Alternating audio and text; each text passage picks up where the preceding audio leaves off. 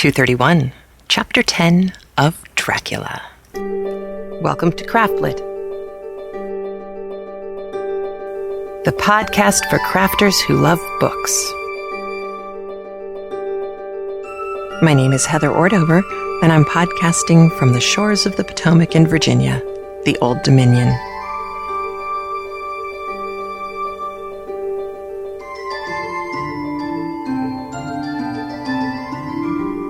Episode 231, title goes here. This episode of CraftLit is brought to you by Knit Circus, the online magazine featuring 3 rings of knitting, sewing, and fun. You can find out more by visiting www.knitcircus.com. Also, knittingrose.net, selling fingering weight yarn, both superwash and buffalo fibers. All yarn can be dyed to order. The yarn is only available on the website and at fiber shows. Visit knittingrose.net. And Cool for Cats, the new novel by Andrew C. Ordover. You can get it at amazon.com or find out more from the link in the show notes. And don't forget the incentive for this month, the month of November 2011. If you donate to the podcast, you'll be put into a drawing for the book Vampires, Werewolves, and Zombies and a skein of yarn from Amy. Beautiful yarn, enough to knit a Wilhelmina shawlette. And so those are the 2 incentive gifts that we're offering. Plus, as long as they hold out, you can get a Madame Defarge wristband as well. And on that note, if you donated before the end of October and have not received a wrist bracelet, it is because I don't have your address. I sent an email back to you asking for an address if this happened. However, it took me a while to figure it out, but I finally did.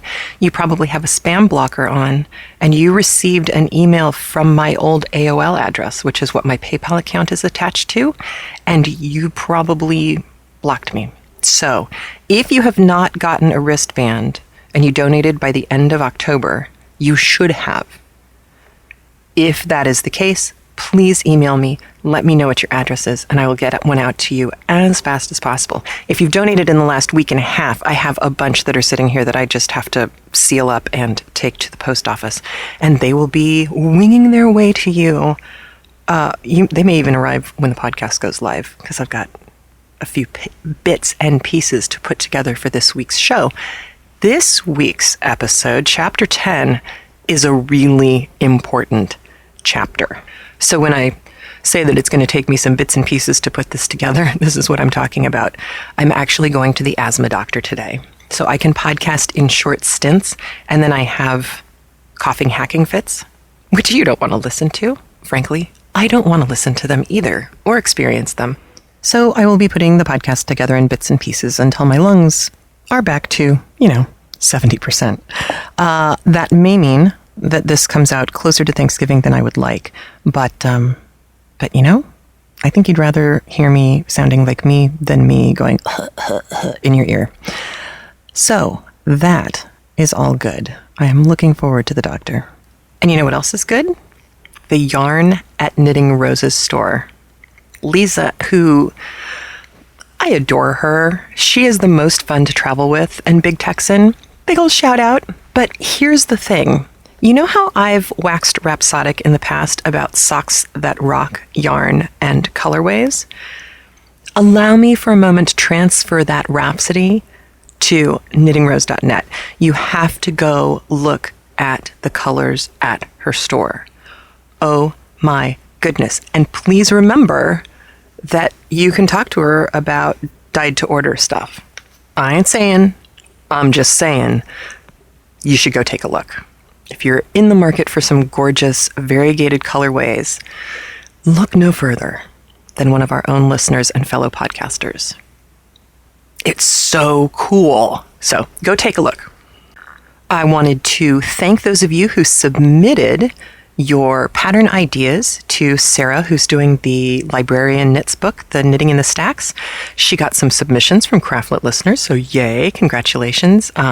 For getting that in such a short period of time, and good luck. I hope your submissions get selected. It's very exciting. we've pretty much finalized the roster of patterns and designers for Madame Defarge Volume 2. And I'm here to tell you, wow, we've gotten some lovely comments on the knit-alongs over on Ravelry for people who have participated in the knit-along so far, or the crochet-along. And you guys just say the nicest things. And I am here to tell you that the patterns for the next book are just as inventive, just as clever, just as beautiful as the patterns for the first book. And you know, I have to admit to you that it's a pretty scary thing to go into doing a volume 2, especially when the patterns in volume 1 are so gorgeous and so well constructed.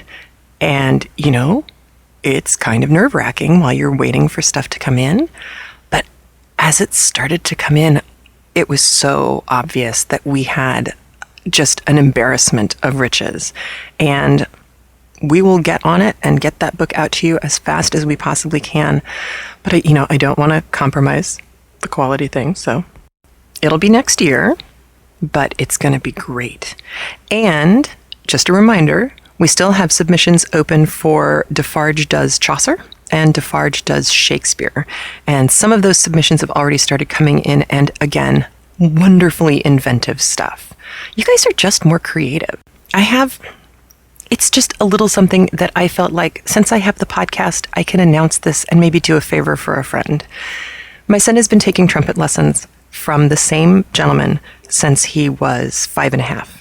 And my son is 11.5 now. So you can imagine trying to comprehend the thought of finding a new trumpet teacher after this amount of time was heartbreaking.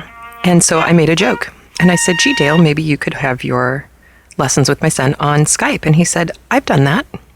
So since we moved here, my son has been taking his trumpet lessons via Skype. And I just learned this Tuesday night that our old music store, where we got all of the piano music and sheet music ever since I moved there originally in 1980, has gone under. That music store was the only game in town that I knew of. And it was certainly a conduit for Dale. This is how he was getting his students. People would go into the music store and they'd find his card, and suddenly he has no easy way of getting a student. And I mean a new student.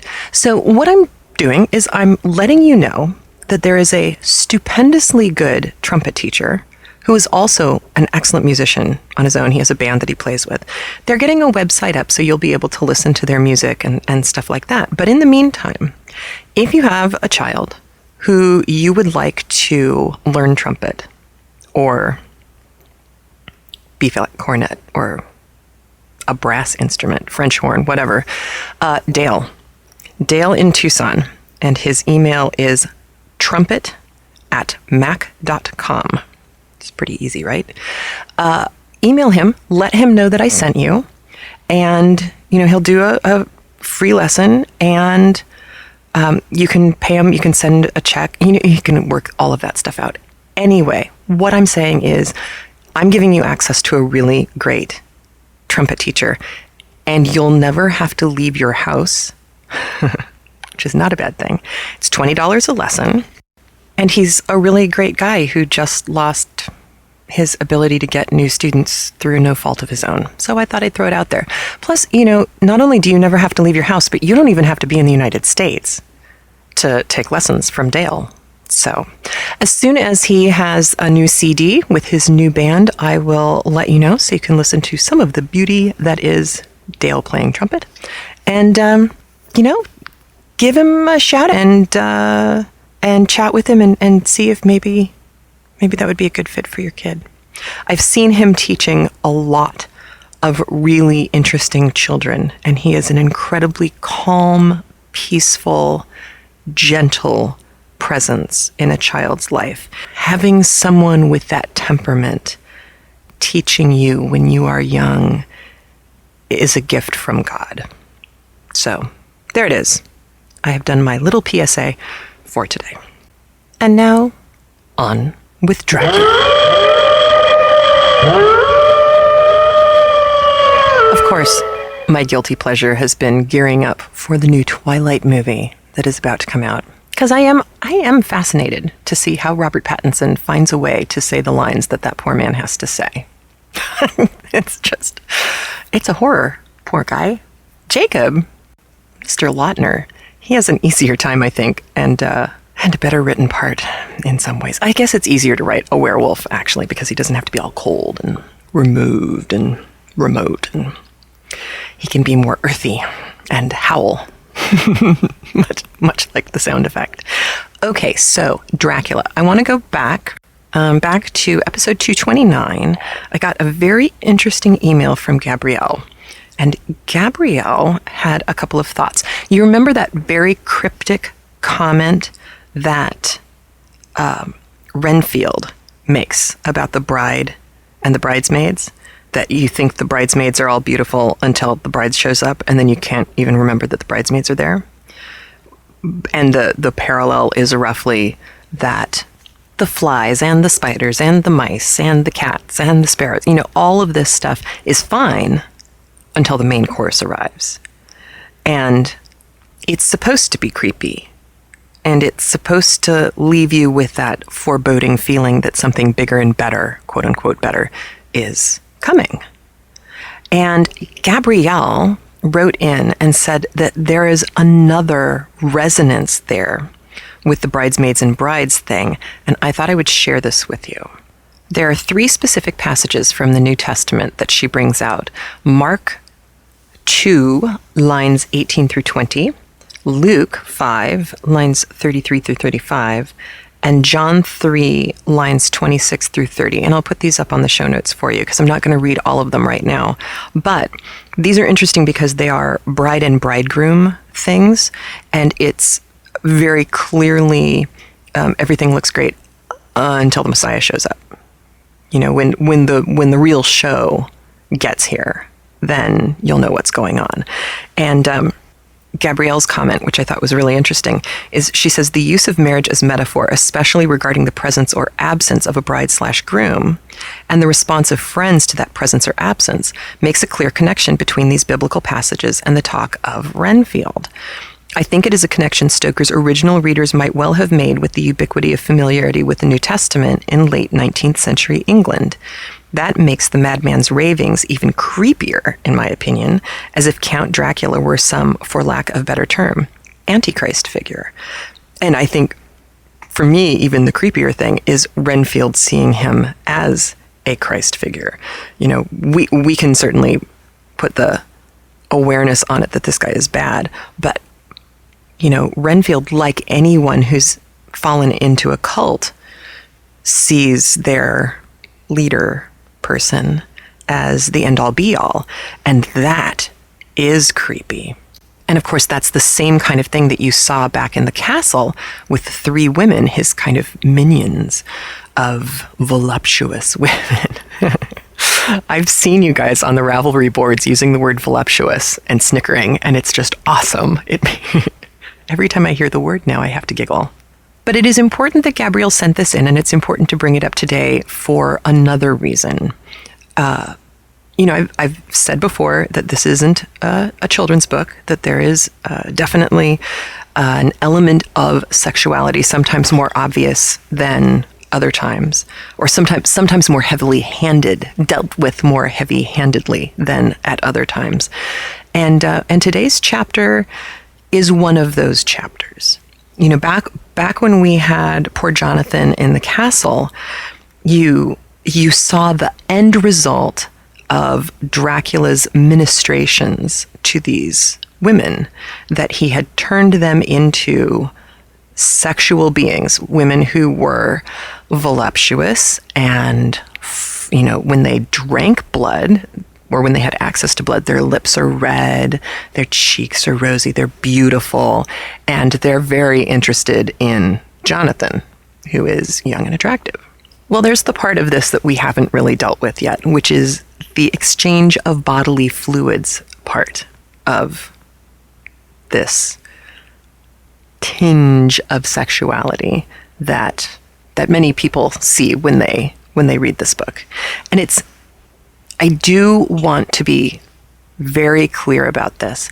I'm trying hard not to Jack and Jill this story. I've talked about this before, that my AP teacher in high school talked about Jack and Jilling an issue, that we read a wonderful essay where somebody had done a literary analysis of Jack and Jill and talked about, clearly falling down and breaking your crown is losing your virginity, and, just completely going outrageous on it.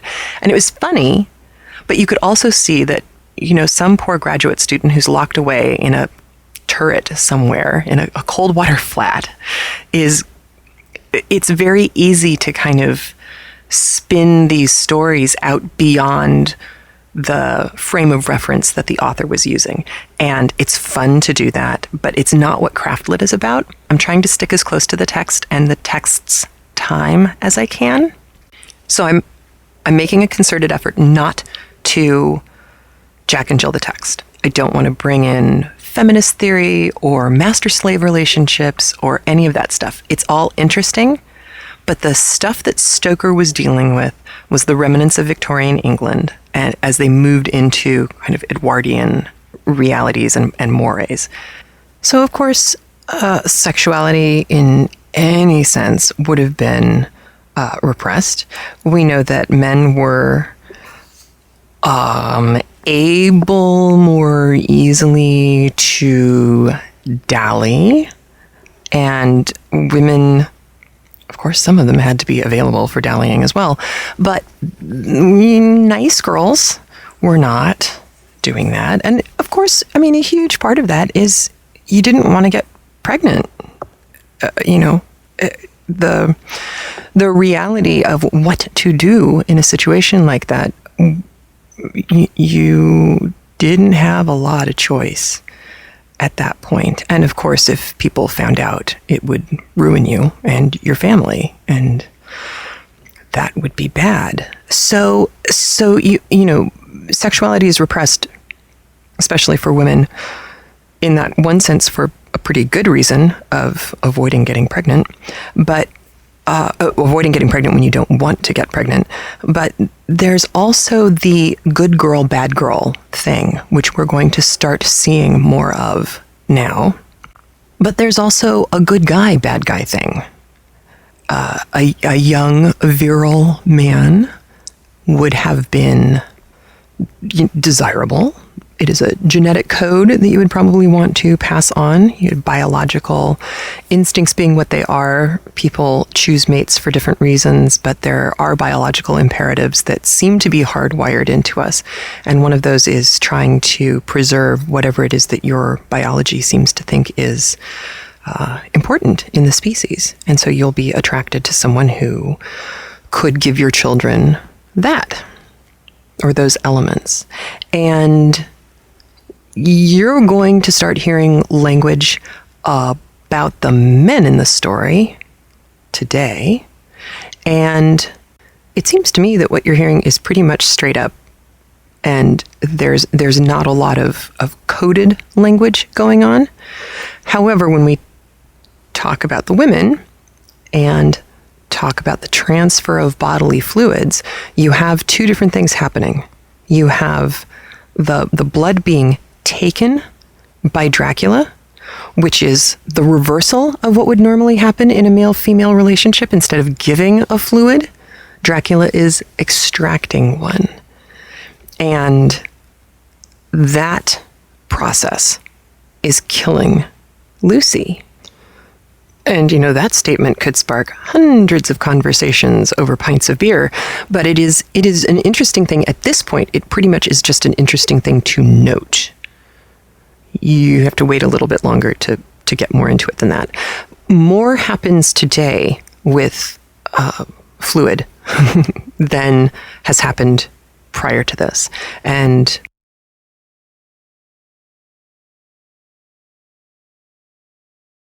with a little reminder that the end of chapter 9 had the telegram from Seward to Van Helsing. It was the 6th of September.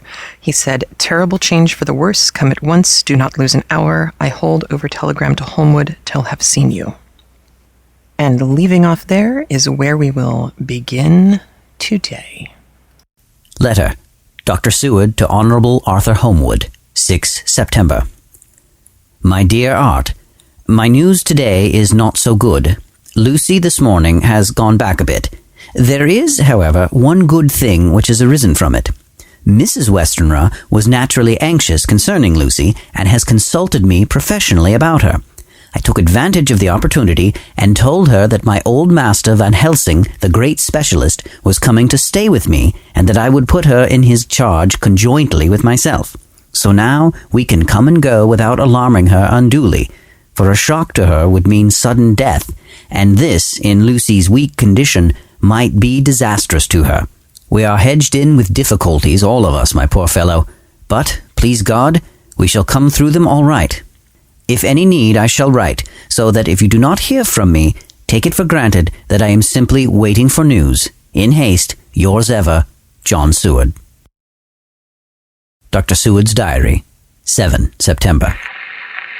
The first thing Van Helsing said to me when we met at Liverpool Street was, "Have you said anything to our young friend, to lover of her?" "No," I said. "I waited till I had seen you, as I said in my telegram." I wrote him a letter simply telling him that you were coming as Miss Westenra was not so well, and that I should let him know if need be. "Right, my friend," he said. "Quite right. Better he not know as yet. Perhaps he will never know. I pray so. But if it be needed, then he shall know all. And, my good friend John, let me caution you. You deal with the madmen. All men are mad in some way or other, and inasmuch as you deal discreetly with your madmen, so deal with God's madmen too, the rest of the world. You tell not your madmen what you do, nor why you do it. You tell them not what you think. So you shall keep knowledge in its place, where it may rest, where it may gather its kind around it and breed. You and I shall keep as yet what we know here and here." He touched me on the heart and on the forehead, and then touched himself the same way. "I have, for myself, thoughts at the present. Later, I shall unfold to you." "Why not now?" I asked. "It may do some good. We may arrive at some decision."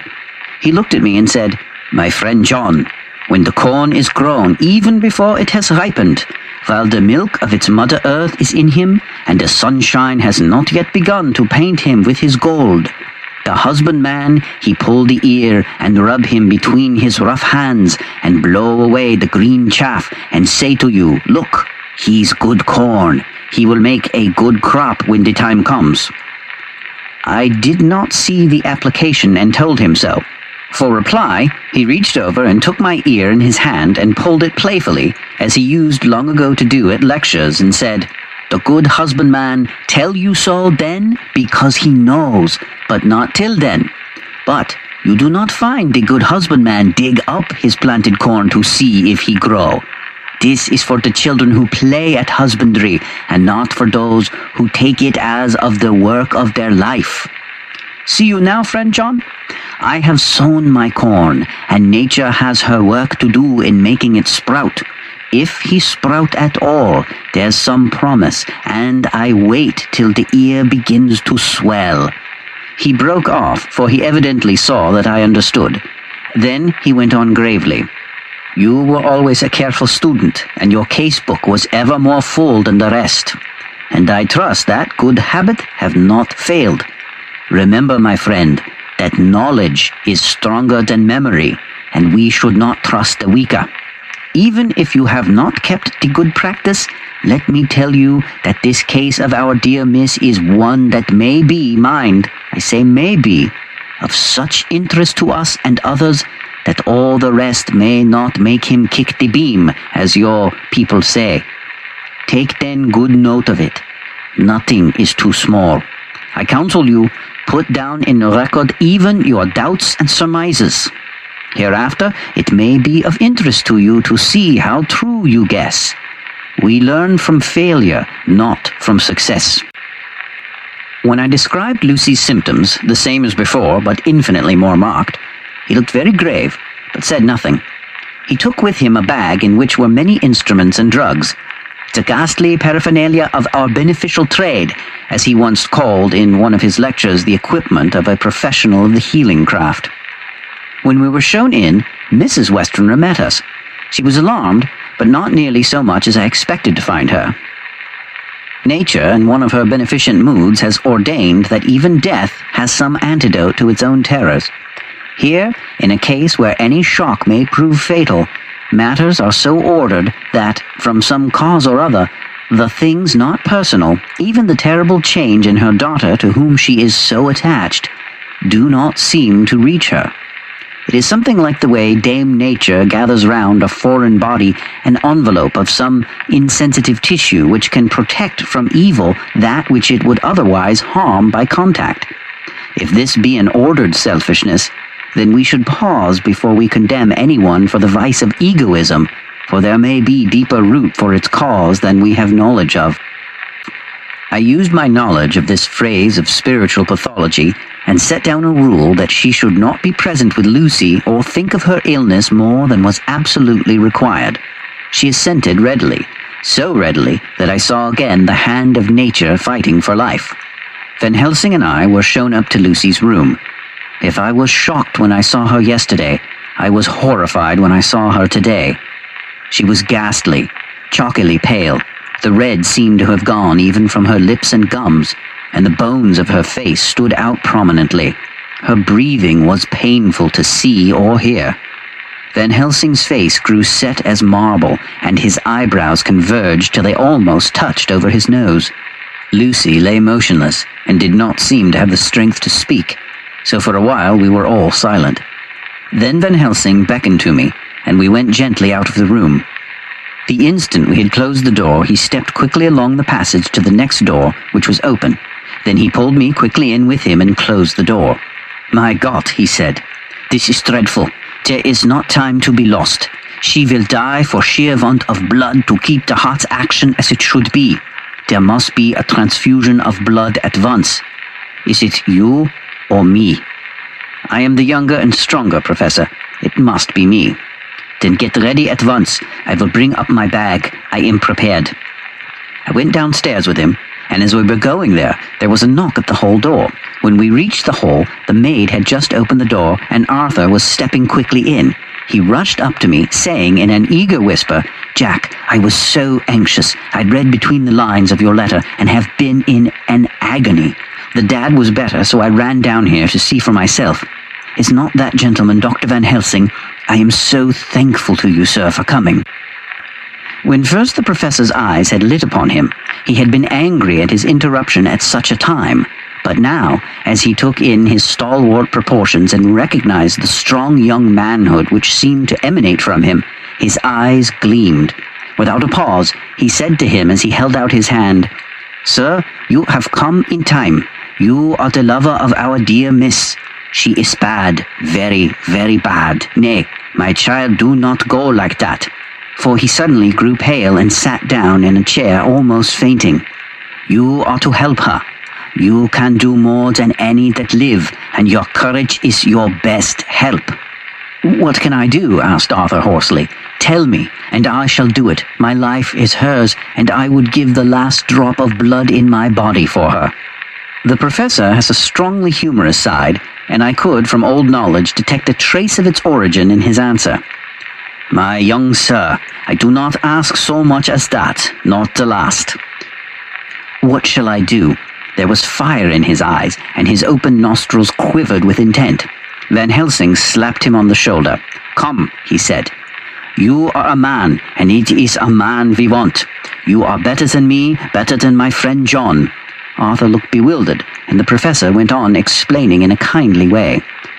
"Young miss is bad, very bad. She wants blood, and blood she must have or die. My friend John and I have consulted, and we are about to perform what we call transfusion of blood, to transfer from full veins of one to the empty veins which pine for him. John was to give his blood, and he is the more young and stronger than me." Here Arthur took my hand and wrung it hard in silence. "But now you are here. You are more good than us, old or young. We toil much in the world of thought. Our nerves are not so calm and our blood so bright than yours."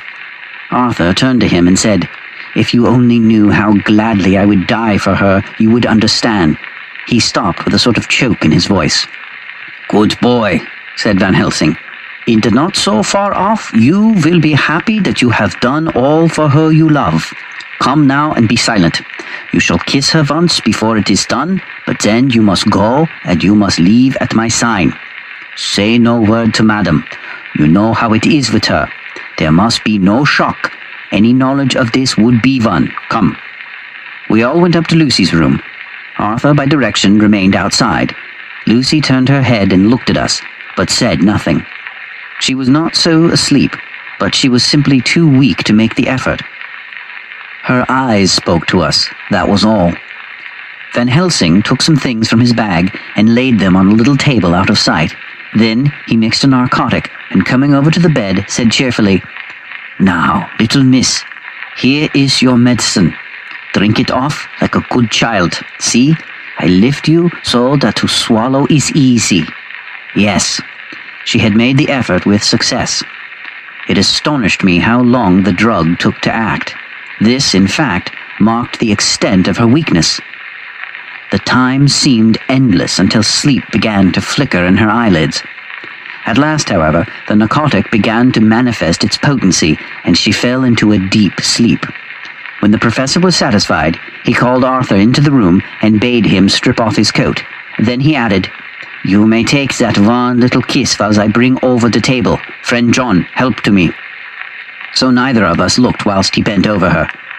Van Helsing, turning to me, said, "He is so young and strong and of blood so pure that we need not defibrinate it." Then, with swiftness but with absolute method, Van Helsing performed the operation. As the transfusion went on, something like life seemed to come back to poor Lucy's cheeks, and through Arthur's growing pallor, the joy of his face seemed absolutely to shine.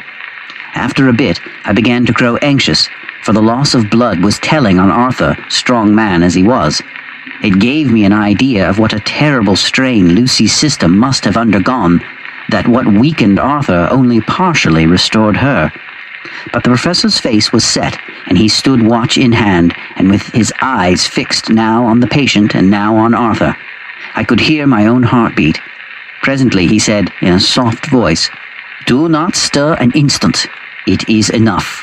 You attend him, I will look to her." When all was over, I could see how much Arthur was weakened. I dressed the wound and took his arm to bring him away when Van Helsing spoke without turning round. The man seems to have eyes in the back of his head. "The brave lover, I think, deserves another kiss, which he shall have presently." And as he had now finished his operation, he adjusted the pillow to the patient's head. As he did so, the narrow black velvet band, which she seems always to wear round her throat, buckled with an old diamond buckle which her lover had given her, was dragged a little up, and showed a red mark on her throat. Arthur did not notice it, but I could hear the deep hiss of indrawn breath, which is one of Van Helsing's ways of betraying emotion.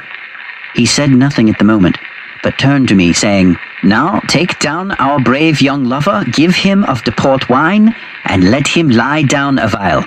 He must then go home and rest, sleep much and eat much, that he may be recruited of what he has to give to his love. He must not stay here. Hold a moment. I may take it, sir, that you are anxious of results. Then bring it with you, that in all ways the operation is successful. You have saved her life this time, and you can go home and rest easy in mind that all that can be is. I shall tell her all when she is well. She shall love you none the less for what you have done. Goodbye." When Arthur had gone, I went back to the room. Lucy was sleeping gently, but her breathing was stronger. I could see the counterpane move as her breast heaved. By the bedside sat Van Helsing, looking at her intently. The velvet band again covered the red mark. I asked the professor in a whisper, "What do you make of that red mark on her throat?" "What do you make of it?" "I have not examined it yet," I answered, and then and there proceeded to loose the band. Just over the external jugular vein there were 2 punctures, not large, but not wholesome looking. There was no sign of disease, but the edges were white and worn-looking, as if by some trituration. It had once occurred to me that this wound, or whatever it was, might be the means of that manifest loss of blood, but I abandoned the idea as soon as it formed, for such a thing could not be. The whole bed would have been drenched to a scarlet with the blood which the girl must have lost to leave such a pallor as she had before the transfusion. "Well," said Van Helsing. "Well," said I can make nothing of it." The professor stood up. "I must go back to Amsterdam tonight," he said. "There are books and things there which I want. You must remain here all night, and you must not let your sight pass from her." "Shall I have a nurse?" I asked. "We are the best nurses, you and I. You keep watch all night. See that she is well fed and that nothing disturbs her. You must not sleep all the night. Later on, we can sleep, you and I. I shall be back as soon as possible, and then we may begin." "May begin?" I said. "What on earth do you mean?" "We shall see," he answered. As he hurried out, he came back a moment later and put his head inside the door and said with a warning finger held up, "Remember, she is your charge. If you leave her and harm befall, you shall not sleep easily hereafter." Dr. Seward's diary continued, 8 September. I sat up all night with Lucy. The opiate worked itself off towards dusk, and she waked naturally. She looked a different being from what she had been before the operation. Her spirits even were good, and she was full of a happy vivacity, but I could see evidence of the absolute prostration which she had undergone. When I told Mrs. Westenra that Dr. Van Helsing had directed that I should sit up with her, she almost pooh-poohed the idea, pointing out her daughter's renewed strength and excellent spirits.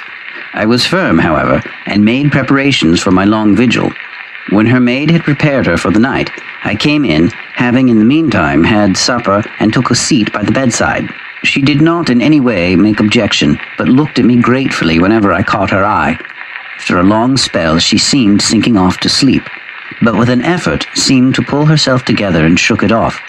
It was apparent that she did not want to sleep, so I tackled the subject at once. "You do not want to sleep?" "No, I'm afraid." "Afraid to go to sleep? Why so? It is the boon we all crave for." "Ah, not if you were like me. If sleep was to you a presage of horror." "A presage of horror? What on earth do you mean?" "I don't know. Oh, I don't know. And that is what is so terrible. All this weakness comes to me in sleep until I dream the very thought." "But my dear girl, you may sleep tonight. I am here watching you, and I can promise that nothing will happen." "Ah, I can trust you," she said. I seized the opportunity and said, "I promise that if I see any evidence of bad dreams, I will wake you at once." "Will you? Oh, will you really? How good you are to me." "Then I will sleep." And almost at the word, she gave a deep sigh of relief and sank back asleep. All night long I watched by her. She never stirred, but slept on and on in a deep, tranquil, life-giving, health-giving sleep. Her lips were slightly parted, and her breasts rose and fell with the regularity of a pendulum. There was a smile on her face, and it was evident that no bad dreams had come to disturb her peace of mind. In the early morning her maid came, and I left her in her care and took myself back home, for I was anxious about many things. I sent a short wire to Van Helsing and to Arthur, telling them of the excellent result of the operation. My own work, with its manifold arrears, took me all day to clear off. It was dark when I was able to inquire about my zoophagus patient. The report was good. He had been quite quiet for the past day and night. A telegram came from Van Helsing at Amsterdam whilst I was at dinner, suggesting that I should be at Hillingham tonight, as it might be well to be at hand, and stating that he was leaving by the night mail and would join me early in the morning. 9 September. I was pretty tired and worn out when I got to Hillingham. For 2 nights I had hardly had a wink of sleep, and my brain was beginning to feel that numbness which marks cerebral exhaustion. Lucy was up and in cheerful spirits. When she shook hands with me, she looked sharply in my face and said, "No sitting up tonight for you. You are worn out. I am quite well again. Indeed I am, and if there is to be any sitting up, it is I who will sit up with you." I would not argue the point, but went and had my supper. Lucy came with me, and, enlivened by her charming presence, I made an excellent meal and had a couple of glasses of the more than excellent port. Then Lucy took me upstairs and showed me a room next to her own, where a cozy fire was burning. "Now," she said, "you must stay here. I shall leave this door open, and my door too. You can lie on the sofa, for I know that nothing would induce any of you doctors to go to bed whilst there is a patient above the horizon. If I want anything, I shall call out, and you can come to me at once." I could not but acquiesce, for I was dog-tired, and could not have sat up had I tried. So, on her renewing her promise to call me if she would want anything, I lay on the sofa and forgot all about everything. Lucy Westenra's Diary. 9th of September. I feel so happy tonight. I have been so miserably weak that to be able to think and move about is like feeling sunshine after a long spell of east wind out of a steel sky. Somehow Arthur feels very, very close to me. I seem to feel his presence warm about me. I suppose it is that sickness and weakness are selfish things, and turn our inner eyes and sympathy on ourselves, whilst health and strength give love rein, and in thought and feeling he can wander where he wills. I know where my thoughts are. If only Arthur knew. My dear, your ears must tingle as you sleep, as mine do waking. Oh, the blissful rest of last night! How I slept, with that dear good Dr. Seward watching me. And tonight I shall not fear to sleep, since he is close at hand and within call. Thank everybody for being so good to me. Thank God. Good night, Arthur. Dr. Seward's Diary, 10 September. I was conscious of the professor's hand on my head and started awake all in a second. That is one of the things that we learn in an asylum at any rate. "And how is our patient?" "Well, when I left her, or rather when she left me," I answered. "Come, let us see," he said, and together we went into the room. The blind was down, and I went over to raise it gently, whilst Van Helsing stepped with soft cat-like tread over to the bed. As I raised the blind, and the morning sunlight flooded the room, I heard the professor's low hiss of inspiration, and knowing its rarity, a deadly fear shot through my heart. As I passed over, he moved back, and his exclamation of horror, "Gott in Himmel!" needed no enforcement from his agonized face. He raised his hand and pointed to the bed, and his iron face was drawn and ashen white. I felt my knees begin to tremble. There on the bed, seemingly in a swoon, lay poor Lucy, more horribly white and wan-looking than ever. Even the lips were white, and the gums seemed to have shrunk back from the teeth, as we sometimes see in a corpse after a prolonged illness. Van Helsing raised his foot to stamp in anger, but the instinct of his life and all the long years of habit stood to him, and he put it down again softly. "Quick," he said, "bring the brandy." I flew to the dining room and returned with the decanter. He wetted the poor white lips with it, and together we rubbed palm and wrist and heart. He felt her heart, and after a few moments of agonized suspense said, "It is not too late. It beats, though but feebly. All our work is undone. We must begin again. There is no young Arthur here now. I have to call on you yourself this time, friend John." As he spoke, he was dipping into his bag and producing the instruments of transfusion. I had taken off my coat and rolled up my shirt sleeves. There was no possibility of an opiate just at present, and no need of one, and so, without a moment of delay, we began the operation. After a time, it did not seem a short time either, for the draining away of one's blood, no matter how willingly it be given, is a terrible feeling. Van Helsing held up a warning finger. "Do not stir," he said. "But I fear that with growing strength she may wake, and that would make danger, oh, so much danger. But I shall precaution take. I shall give hypodermic injection of morphia." He proceeded then swiftly and deftly to carry out his intent. The effect on Lucy was not bad, for the faint seemed to merge subtly into the narcotic sleep.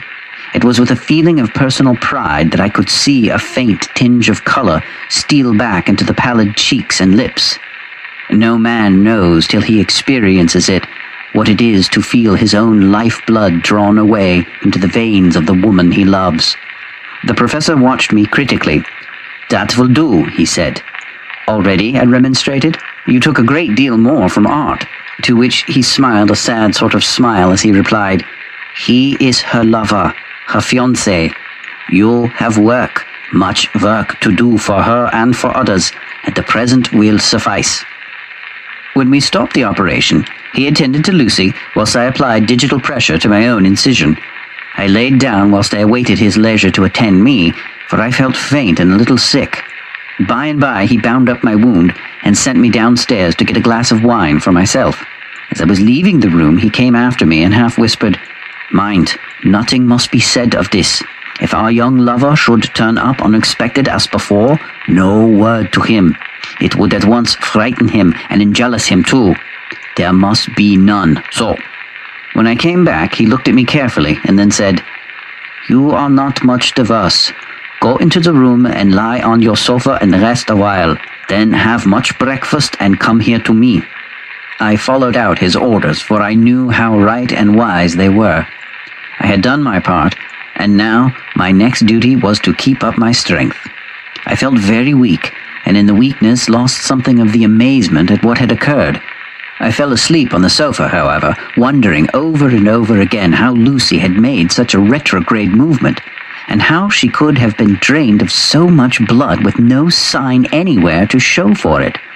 I think I must have continued my wondering in my dreams, for sleeping and waking, my thoughts always came back to the little punctures in her throat and the ragged, exhausted appearance of their edges, tiny though they were.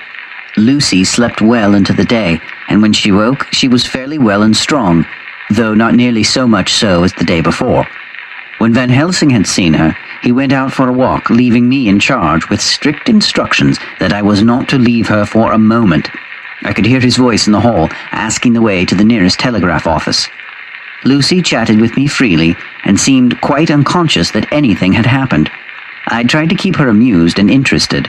When her mother came up to see her, she did not seem to notice any change whatsoever, but said to me gratefully, "We owe you so much, Dr. Seward, for all you have done, but you really must now take care not to overwork yourself.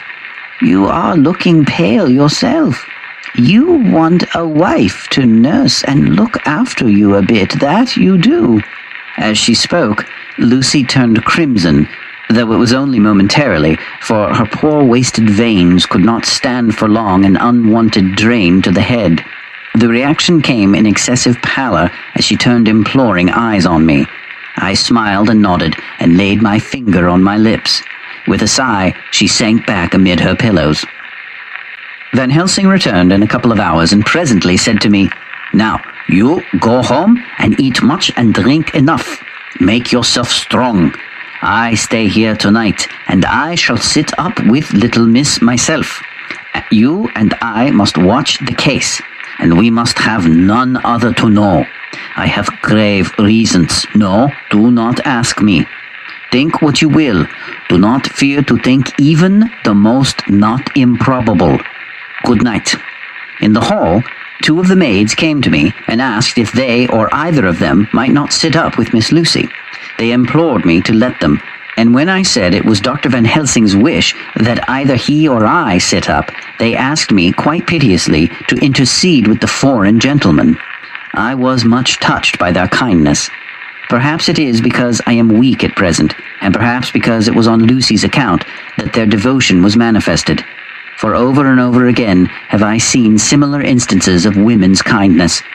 I got back here in time for a late dinner, went my rounds, all well, and set this down whilst waiting for sleep.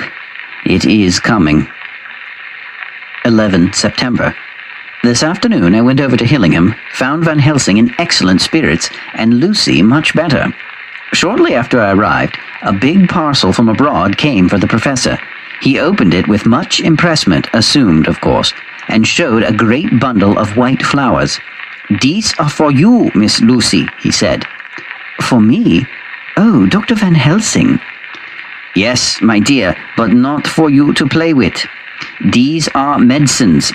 Here Lucy made a wry face. "Nay, but they are not to take in a decoration or in nauseous form.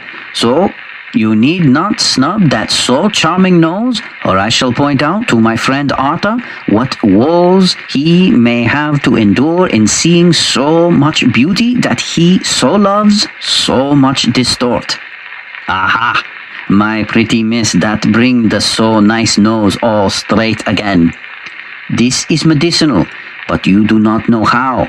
I put him into your window, I make pretty wreaths, and hang him round your neck, so you sleep well. Oh, yes, they, like the lotus flower, make your trouble forgotten. It smells so like the water of Lethe, and for that fountain of youth that the conquistadors sought for in the Floridas, and find him all too late. Whilst he was speaking, Lucy had been examining the flowers and smelling them. Now she threw them down, saying, with half laughter and half disgust, "Oh, Professor, I believe you are only pulling a joke on me. Why, these flowers are only common garlic." To my surprise, Van Helsing rose up and said with all his sternness, his iron jaw set, and his bushy eyebrows meeting, "No trifling with me. I never jest.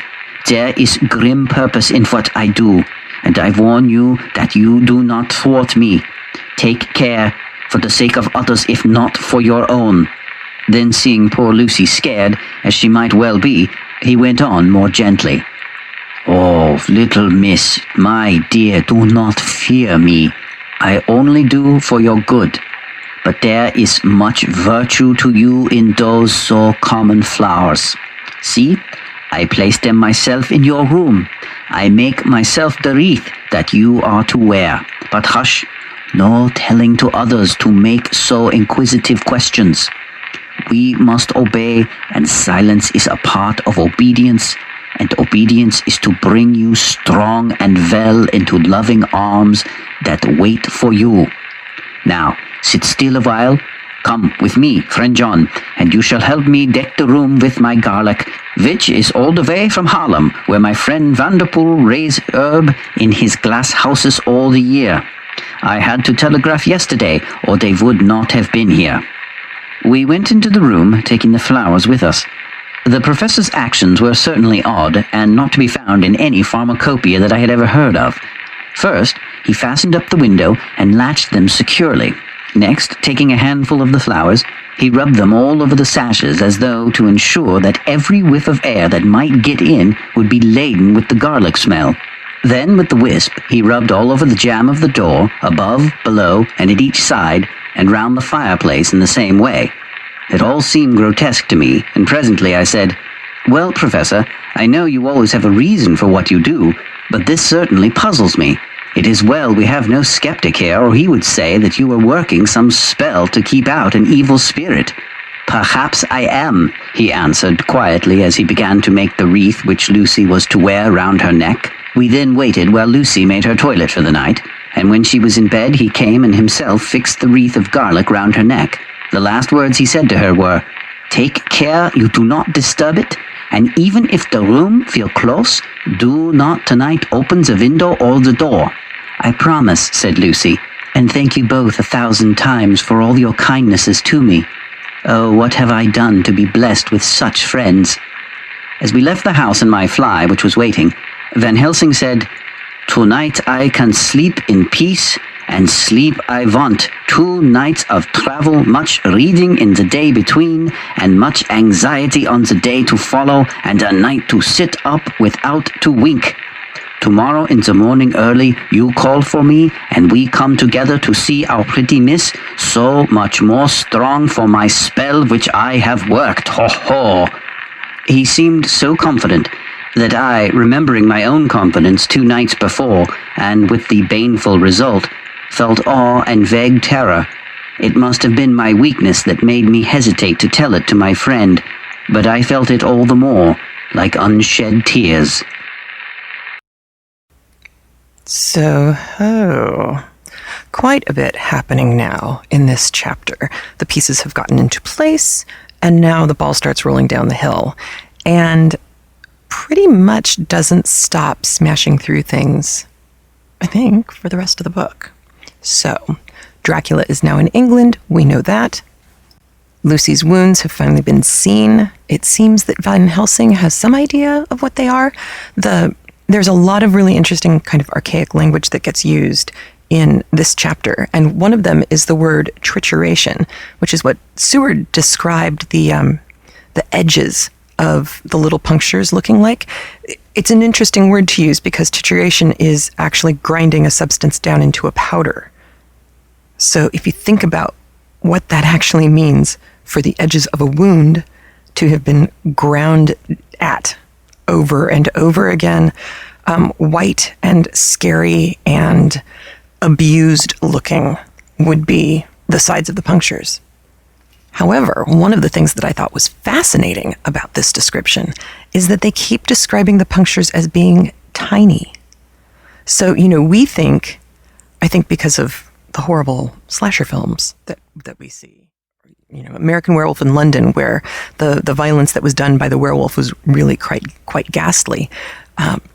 We tend to see fangs and the use of fangs as kind of a blunt object. Eric the vampire on True Blood, if he was going to rip into somebody and drink, he was going to rip into somebody and drink.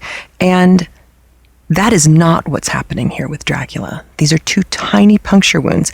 And I know for us in the modern day, knowing who Dracula is, makes it a little frustrating that nobody seems to have caught on faster. But of course, this would have been a completely new concept to readers back in the late 1800s.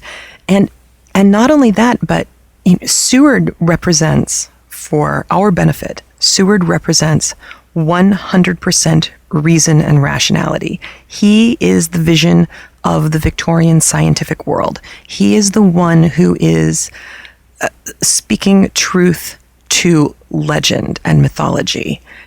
And I think to a certain extent, he is the one whom most readers would have identified themselves with. You know how you kind of pick a character whose worldview is similar to yours and you view the narrative more or less through that character's eyes? I think Seward is where a lot of people would have fallen had they been reading this back in the day. Which is an interesting situation because Seward continues to look like he's not such a great doctor, even though Van Helsing talks about him being a good student and always having the best medical records, that he kept really good notes and all of that. So Seward continues to be something of an enigma, and I think that's fine right now. It certainly makes him an interesting person to hear from. One of the things that may be crossing your mind right about now, having heard so much medical reaction to the situation that these characters find themselves in, is, did Bram Stoker know anything about medicine? And the answer is yes, probably. But more importantly, his brother was a doctor. And he handed the manuscript to his brother, who made corrections in it. So a Victorian era doctor vetted this book, which I think makes it even more fascinating. And the other question that should be bouncing around inside your brain right about now is, seriously, transfusions? They did that?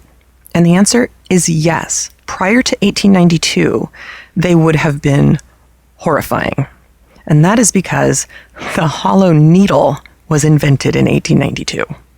Prior to this, they used quills, or back as early as, I actually have to look at my book, back as early as 1492, Pope Innocent VIII was suffering from some malady, and they tried to do a transfusion orally. So he had to drink somebody's blood, and it didn't work. It killed the transfuser, and it didn't save him, as you might imagine. But there were, not long after that, within 200 years, there were people trying to do dog-to-dog transfusions, lamb-to-human transfusions, and obviously all of this didn't really work out so well for most of the participants. And at least some of that can be explained by the fact that they hadn't discovered blood type yet. Not until the early 1900s, I think it was 1904. So,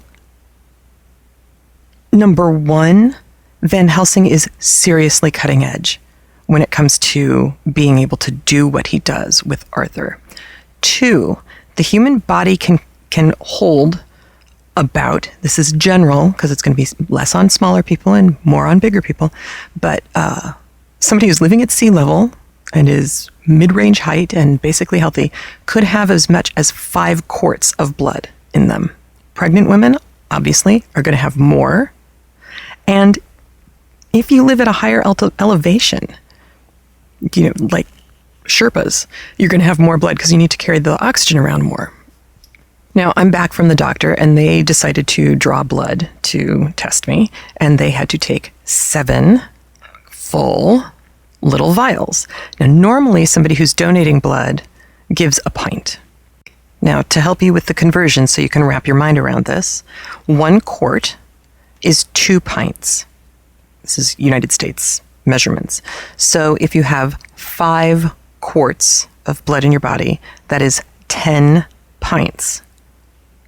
That is a 25th of a gallon. 1 quart is 1/4 of a gallon. 4 quarts in a gallon. All right, all of that is well and good. What does that mean in liters? In liters, 1 quart is almost a liter. It's 0.946, not a whole liter. So it's a lot of blood, is where I'm going with this. And I gave a ton. I have no idea how many ounces those little vials hold, but I gave enough blood that I actually was physically green, like my skin was, it had changed color. I was, in fact, ghostly looking. And Lucy gets so bad that not only is she ghostly looking and hideously white lips, no color in her lips, she also has gotten so bad that it's like her teeth are exposed. People who are very, very, very old and very close to moving into the next manifestation of their life, one of the things that starts to change is how their mouth looks. And Lucy's there. And that ain't good. There was another word that was used by Seward, defibrillation. Actually, no, that was Van Helsing, said Arthur is so healthy, and his blood, therefore, is so healthy, that we need not defibrinate the blood. Well, that is because fibrin is in your blood. It's a coagulant. And so basically all he was saying was, Arthur's so young and healthy, we're not going to have to treat the blood so that it won't coagulate. It won't get, start to dry up and kind of clump together and prevent it from going into Lucy's veins, which really, honestly, has nothing to do with anything else.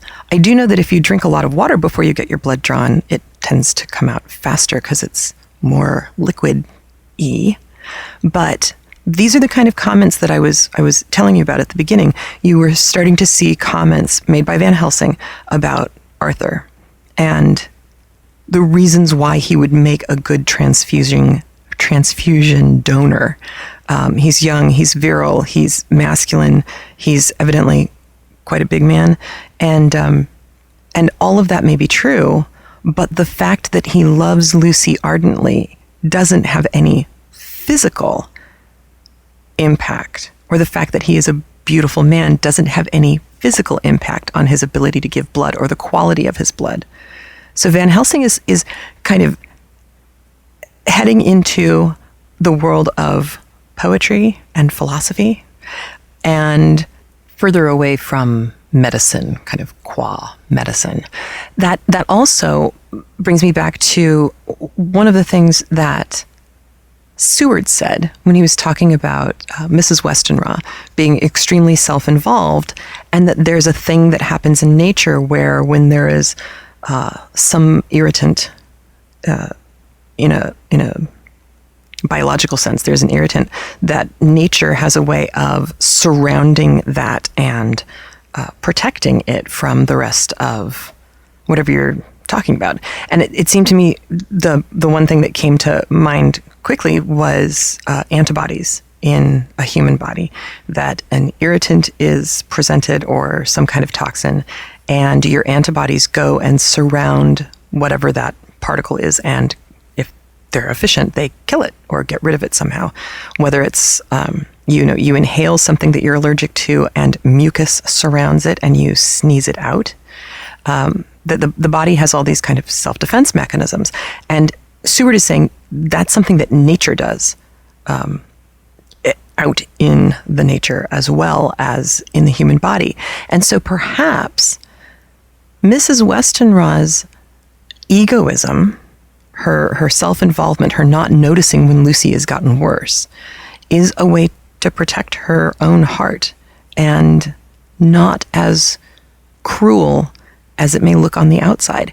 And I thought that was an amazingly generous comment and insightful one for Seward to have made. He doesn't seem like all of that much of an emotional thinker. But I just thought that was a fascinating comment for Stoker to have made through the voice of Seward. And, something to really consider. When people are going through a really bad time, they are often pretty self-involved. And they need to be to take care of themselves and protect themselves. And then eventually, you hope, move on and get out of it. And that is pretty much where I leave you this week. Next week, lots of exciting things. I will do my best to get a Thanksgiving podcast out. I can't guarantee anything because everybody's coming here and I have a kitchen the size of a postage stamp and I haven't really figured out how to do all the cooking yet. So it's going to be a challenge. It's one that I look forward to, though, because nothing is as much joy. Nothing brings as much joy to a kitchen as the smells of Thanksgiving food. So to those of you who are in the United States, happy Thanksgiving if I don't talk to you before. And to those of you who are not in the United States, I wish I could have you all over to have some of our turkey and pumpkin pie and broccoli casserole and sweet potatoes. And am I making you hungry yet? Have a great one. I will talk to you soon. Bye. Please remember to support the people who support CraftLit. Visit Knit Circus online magazine, offering 3 rings of knitting, sewing, and fun. You can check out the latest issue at www.knitcircus.com. And Knitting Rose Yarns, you can see all the gorgeousness available for you at knittingrose.net. And What Would Madame Defarge Knit? A new book of knit and crochet patterns coming to you from the CraftLit family. And please visit the blogs and sites of CraftLit supporters. Those links can be found in the sidebar of the show notes. The show notes can be found at craftlit.com. CraftLit can also be accessed by its own Android and iPhone application. You can purchase it at the iPhone or iTouch application store, or you can subscribe free at iTunes.